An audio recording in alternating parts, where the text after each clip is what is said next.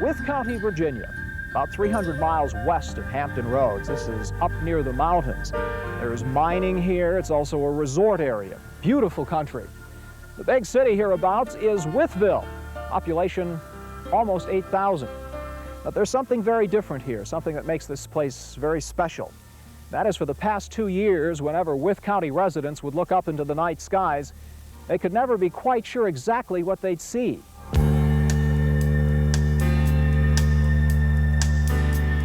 It's happened 3,000 times since 1987. Residents looked up and said they saw mysterious patterns of light, dark shapes that glided by without a sound. There are a handful of pictures and a lot of questions, but only a few answers. Today, the Wythe County UFOs still largely remain a mystery in the sky.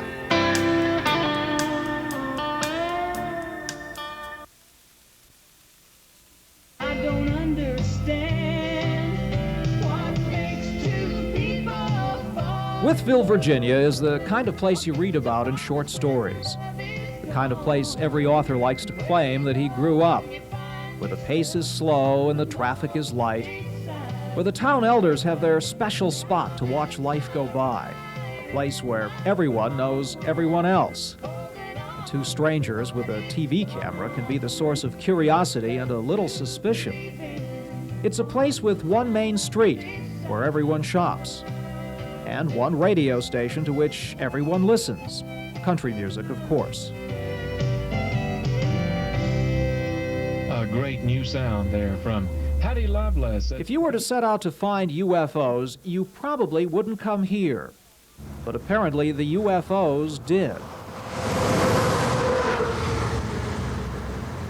A series of UFO sightings is called a flap, and this one began here, the junctions of Interstates 77 and 81 just outside of town.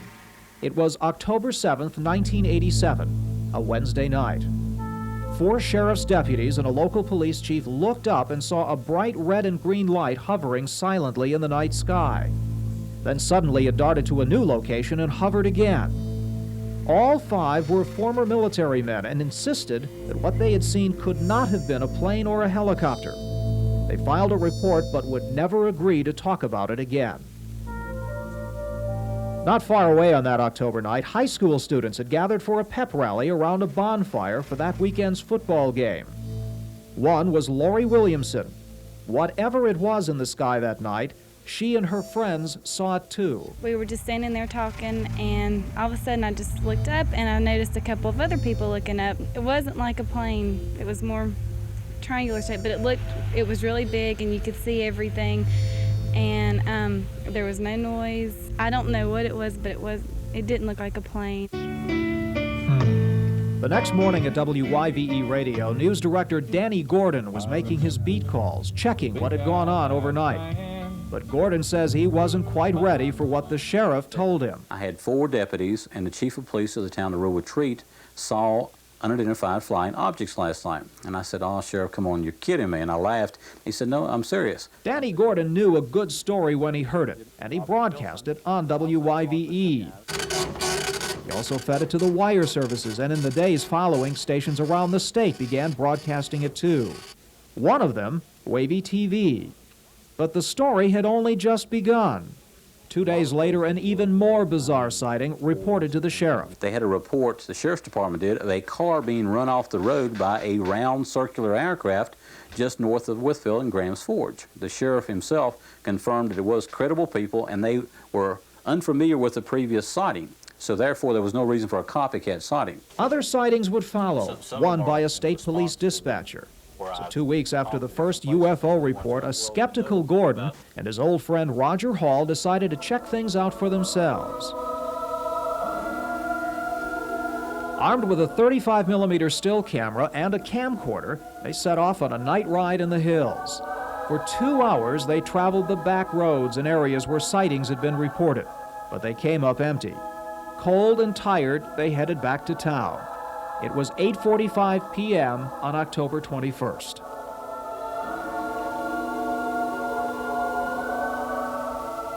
And we pulled off here in this driveway and stopped, and we're just sitting here for a second when Danny seen an object coming across the sky right there in front of us. And it was a craft as big as a couple football fields, about 600 to 900 feet long at least. We're talking a humongous craft, and we based that on, he and I watched it go over a couple houses, ranch-style houses, and if it had fell, it would have obliterated them. That's how big it was. It was absolutely no sound to it.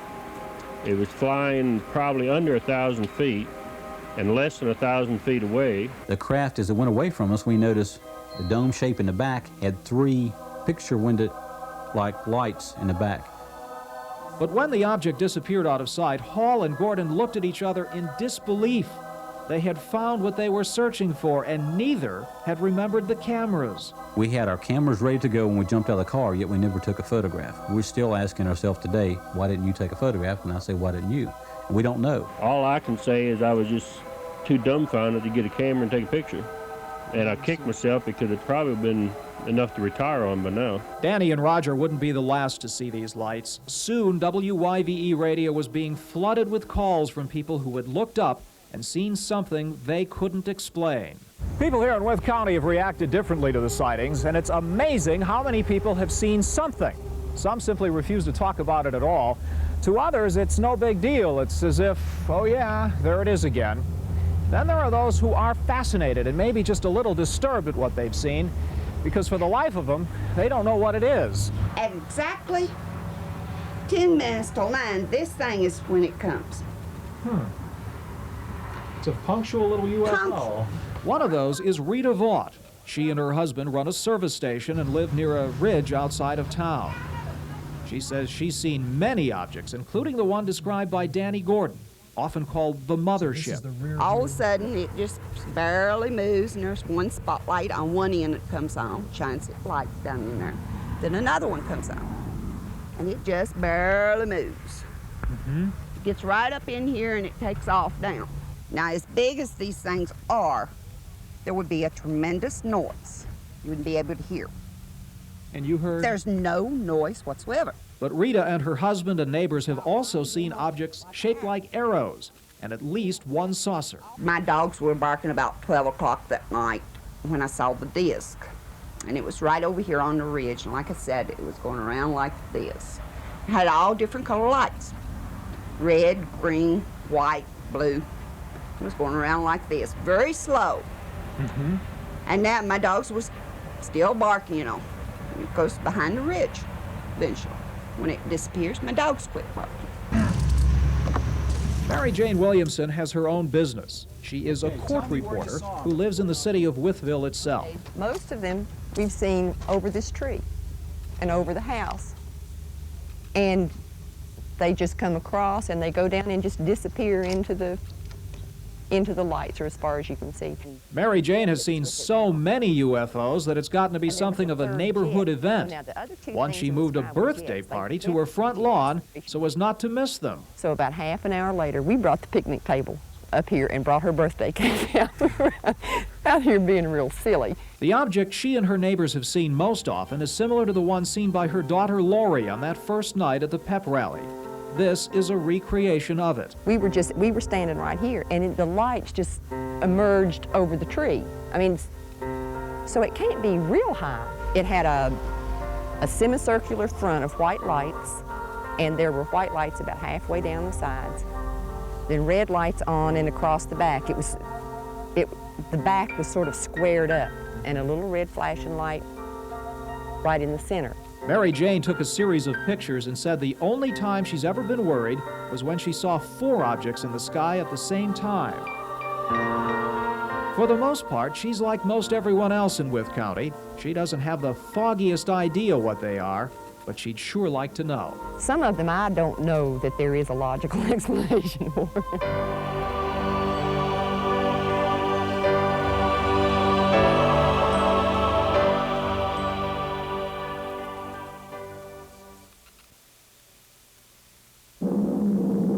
American Flight 812 requesting... It seems we've always been fascinated by UFOs and flying saucers. For proof, we only need to look to Hollywood. Movie heroes have been chasing them and shooting at them for years. Some of these films Well, let's just say that Plan 9 from Outer Space here once received the Golden Turkey Award as the worst film ever made.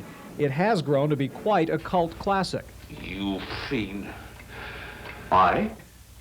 A fiend?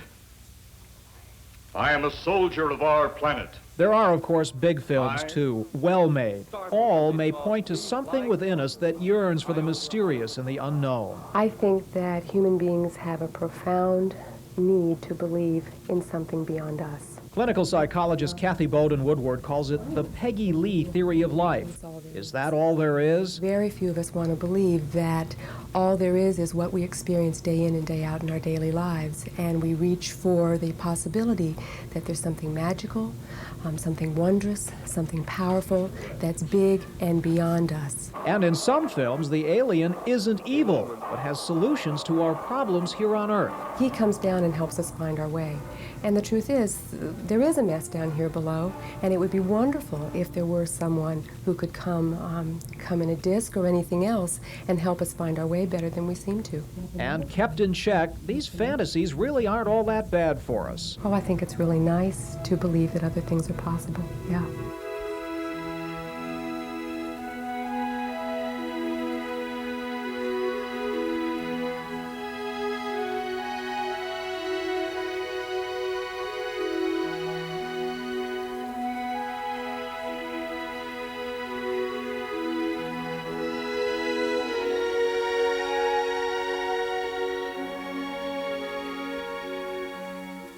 There's one big problem with getting hung up on UFOs. Most of them, quite simply, are not unidentified. Let's take a look at those pictures again.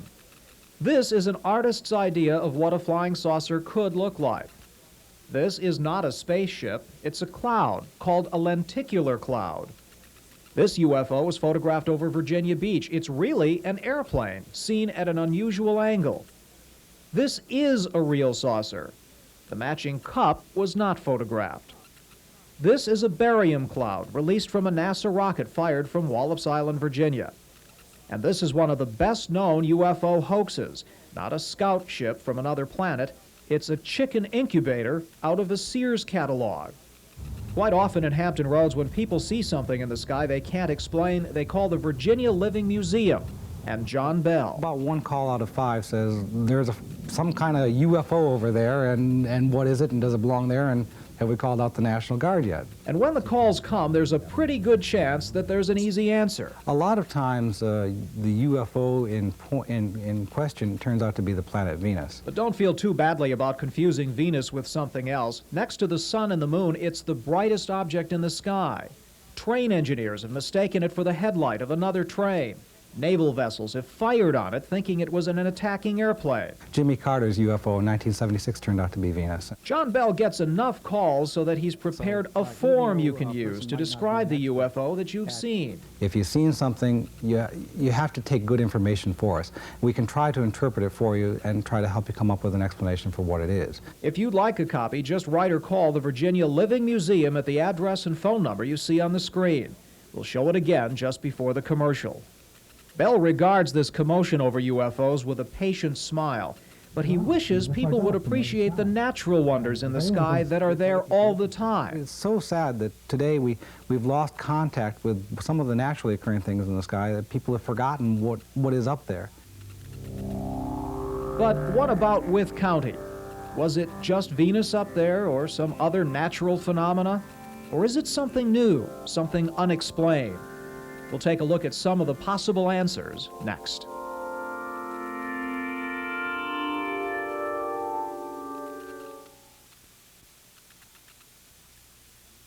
Talk about UFOs and, what it is and what I think they are. Danny Gordon still hears about some 50 UFO sightings per month. Experts say 80% of most sightings can be easily explained. Only 5% truly are mysteries. But in Wythe County, still, that would be 150 sightings. There are at least 2 groups in this country, serious groups, looking into UFO sightings and trying to figure out what they are, including one here on the north side of Chicago. This is probably the best known one in the United States. It's called the Center for UFO Studies.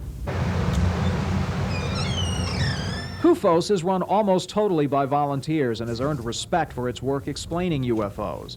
It was founded by the late Dr. J. Allen Hynek, an Air Force consultant during its Project Blue Book UFO studies. Behind you are the case files. In its filing room, tens of thousands of sighting reports. After you get a UFO sighting and then you can't explain it after studying it, what you have is an unknown. So what do you do with an unknown? Well, one of the best ways to study it is to compare it to other unknowns. And that's just what we wanted to know. How do the Wythe County sightings compare with other reports? 3,000 sightings in a couple of years is very large compared to other, let's say, periods and moments in UFO history and locations. Roniger says many are probably copycat sightings, but not reported maliciously. People are sensitized to UFOs when they see the stories in the newspaper and they begin to look at the sky. They see something they can't explain because they never look at the sky anyway, and they report it as a UFO. It's hard to imagine, and I've read the book by Danny Gordon, that all of these sightings were of that type. There do seem to be some unexplained reports there. And this is a drawing in the book. I wanted to know if these UFOs had ever been seen any other place than Wythe County. How common were they? First, the mothership. What has been reported are blimp or cigar-shaped objects, and typically large. 300 to 900 feet would not be out of place. The strobe light on the top, the white lights on the bottom, the cockpit, those are not very common. Next, the object Mary Jane Williamson reported, all decked out in lights. There are reports of slow-moving large objects that are outlined only by lights. In other words, I would assume this woman couldn't see any object itself. All she saw was the dark mass. Just the dark mass, kind of blocking the sky. I can't say it's common. It's been reported before. Finally, Rita Vaught's saucer. Saucers are quite common. Mark was more interested in her dog barking at it. The animal reaction is one of the ways that we use to tell whether an event might have been real. Dogs particularly, not so much cats or what have you, but dogs seem to react to the presence of a UFO in at least half the cases where a dog is outside. CUFOS didn't investigate the Wythe County sightings, but MUFON did. The Mutual UFO Network has members in every state and 50 foreign countries. The group uses 6 categories to classify the sightings it looks into, ranging from fully explained or proven hoax to extraordinary evidence that cannot be explained. MUFON put the Wythe County sightings dead in the middle. Indeterminate, interesting, but not enough to go on. But how about the folks in Wythe County? What do they think is going on? Well, it has to be the military.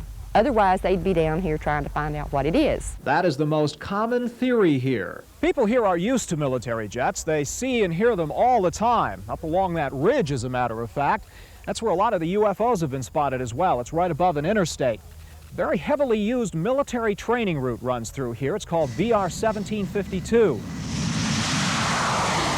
Military jets from all over use it, including those from NAS Oceana and Langley Air Force Base. We're getting dive bombed all summer long. They scare the cows and they scare the kids. But the jets make noise, lots of it. The UFOs don't. What we're seeing has no sound whatsoever. No sound. As big as they are, you'd be deaf if it has sound to it. We have a lot of ambient noises around us that mask sounds that otherwise might be heard. Wind direction plays a very significant role in hiding the sound of an airplane from just a couple of thousand feet away. Paul Dellinger did hear something when he saw the object. He's been the bureau chief here for his Roanoke newspaper for 25 years. I had just pulled into the driveway here and I saw what looked like a street light down there in the trees. And I realized there wasn't a street light in the trees. Once again, it was the now familiar mothership. Unlike many of the other people who reported, yes, I did hear what sounded like an airplane motor. A long object with lights with a small airplane motor could be a familiar object. How about a blimp? Airship Industries builds them in North Carolina. But no one has ever admitted flying a blimp here when the sightings were reported, nor why a blimp would fly so low at night in the mountains. Another explanation has also been offered. Lights that come together in the sky and fly in formation could be lights from 2 planes during aerial refueling. The Tennessee Air National Guard says it was using 2 air refueling areas near Wythe County, AR 600 and 601, when the sightings began. That undoubtedly explains some. But the exercises are at 20,000 feet or higher. Witnesses insist the lights they saw were much lower. But could they be mistaken? There are just so many ways in which our senses can be deceived, particularly at night when it's dark and our senses are hampered further by the darkness. None of the explanations offered satisfied the folks we talked to. People like Roger Hall, who have seen the objects, are still waiting for an answer. You know, I don't care what anybody thinks about what I tell them. I know what I've seen.